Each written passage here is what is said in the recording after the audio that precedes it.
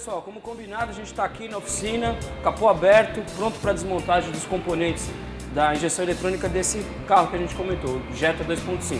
Então vamos lá, para fazer o passo a passo, a gente precisa desmontar. Vamos então.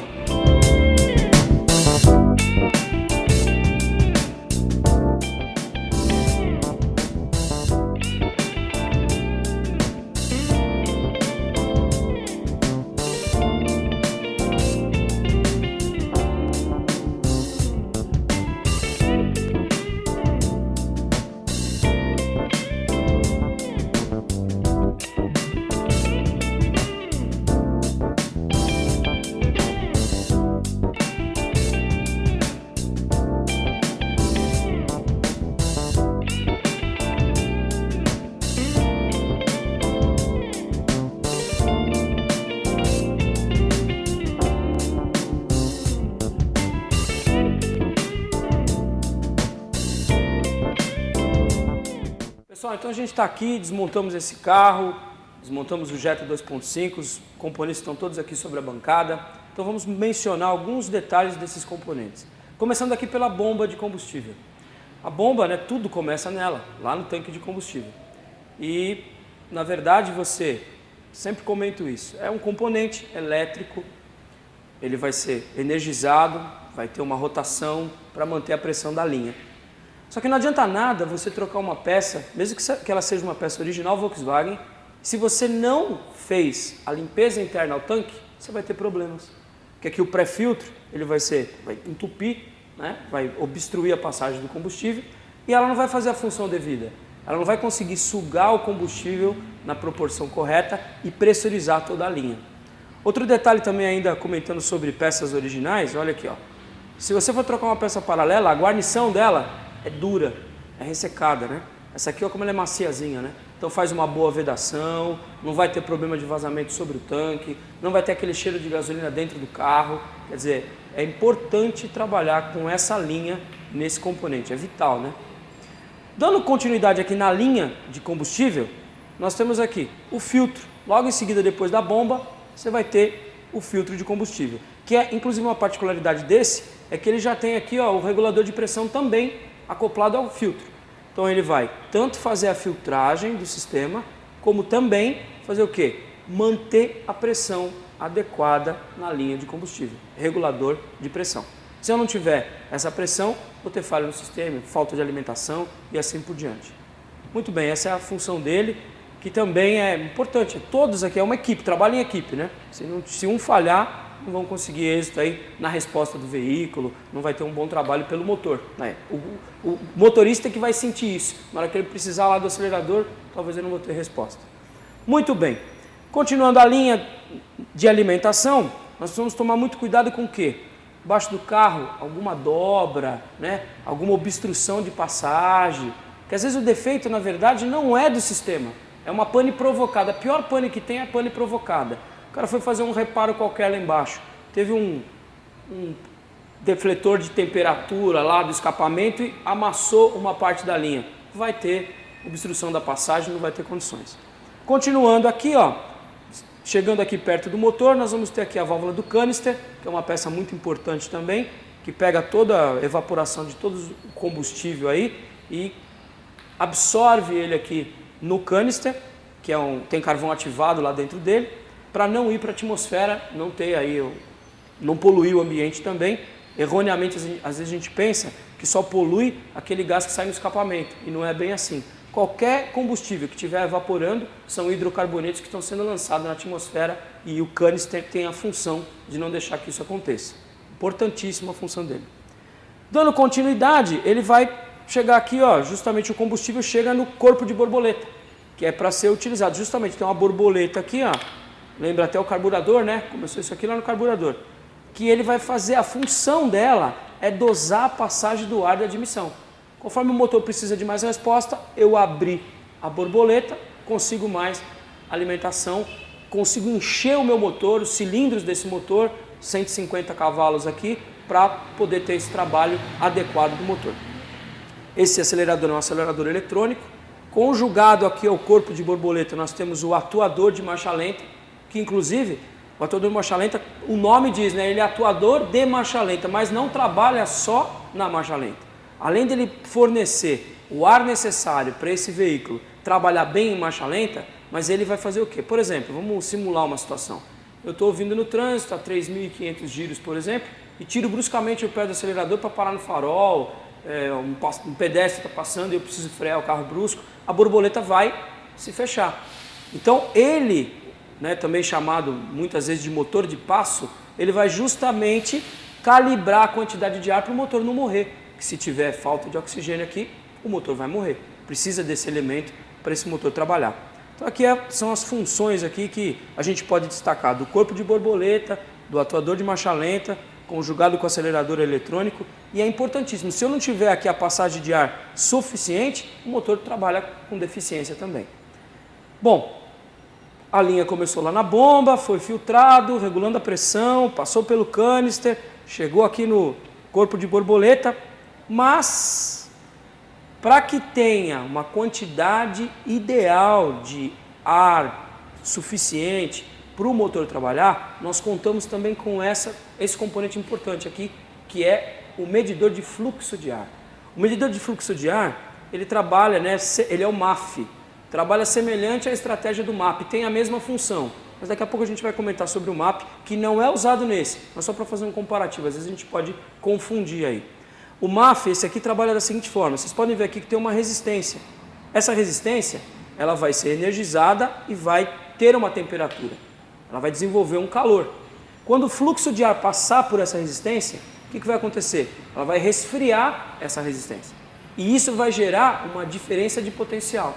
Essa diferença que vai ser mandado como informação, como sinal para o módulo, e ele vai entender. O módulo vai falar, olha, eu tive uma mudança na passagem de ar. Então esse motor precisa de mais ou menos alimentação. Importantíssimo, né?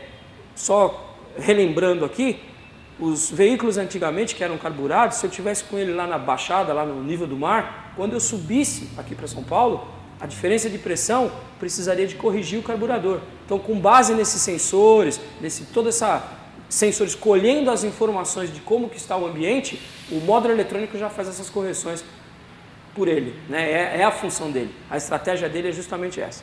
Muito legal. O MAP trabalha parecido, como eu comentei, só que ele vai monitorar a pressão e a maioria dos carros hoje também vê a temperatura do ar, que na verdade é o cruzamento de temperatura e de pressão vai ter a quantidade de fluxo também, a densidade do ar que está passando aí para a admissão.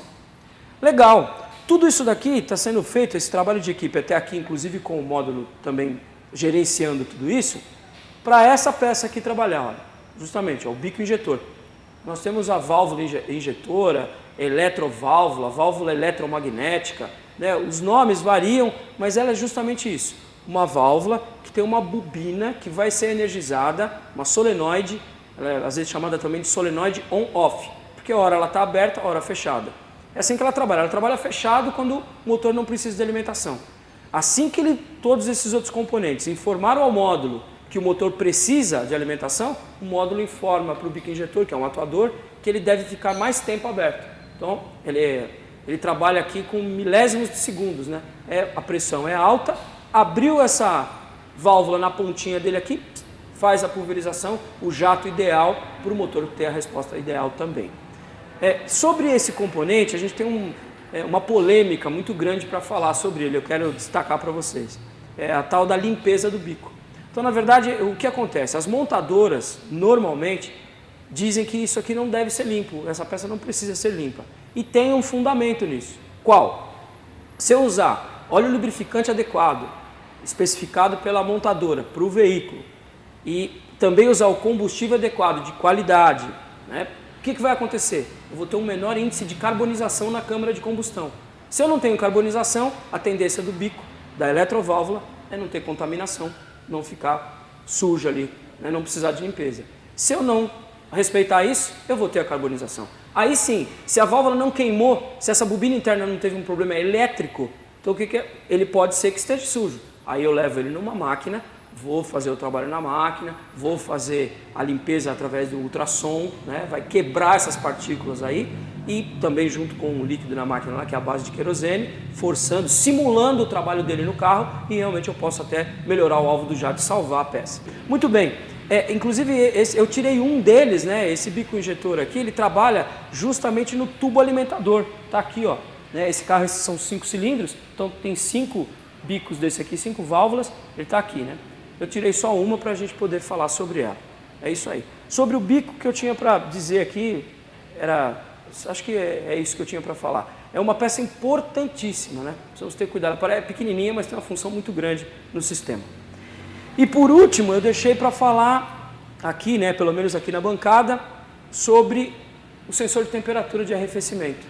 Esse sensor é importante, muito importante, porque ele vai monitorar a temperatura que o meu motor está trabalhando.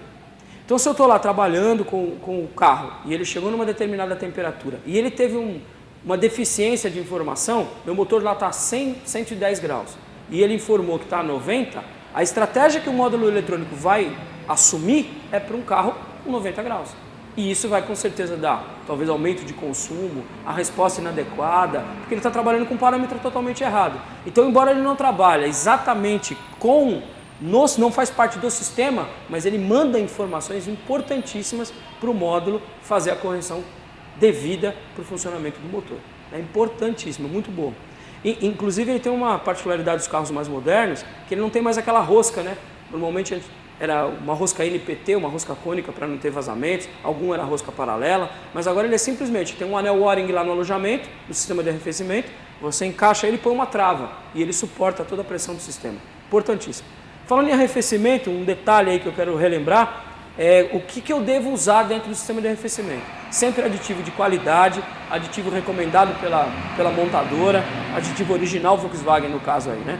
E porque você vai realmente ter o devido trabalho desse aditivo, que é, no caso do nosso país aqui, evitar que a água entre em ebulição, então ele não vai deixar ajudar para a água não ferver, vamos dizer assim, o motor não ferver, o líquido de arrefecimento não entrar em ebulição, e em países gelados, evitar que a água, que o líquido de arrefecimento conjugado ao sistema aí, não entre, não congele também. É interessante, né? Uma função muito importante.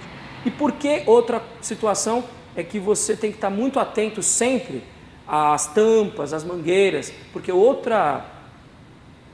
importantíssimo a questão da pressão dentro do sistema, que é o que também suporta a água para que ela não entre em ebulição. Por isso que ele trabalha de sistema selado.